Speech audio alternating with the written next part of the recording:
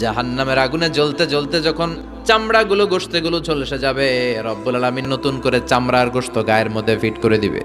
ওই চামড়া গোশত আবার ঝলসাবে, আবার ফিট। আযাবটার মজা যেন ভালো করে টের পায়।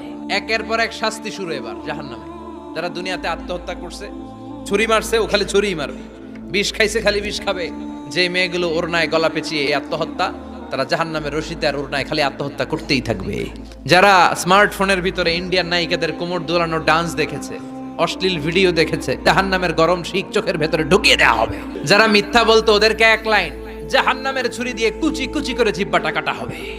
অন্যের জমি মেরে খেয়েছে এরকম ডাকাই তাছাড়া নাই, 7 জমিন ওর কাঁধে তুলে দেওয়া হবে। এবার ঘাড়ে কর। গিবত করে চগল খড়ি আছে না নাই? তাদেরকে আল্লাহ জাহান্নামের তামা দিয়ে নখ বানায় দিবে, আগুন ঝরবে ওটা থেকে। নিজেরা নিজের গালের গোশত আর বুকের গোশত টেনে কুড়ে কুড়ে খাবে। ওদের ব্যথার চিৎকারে পুরো জাহান্নামটা থারথার করে কাঁপবে। যারা যাকাত দেয় নাই,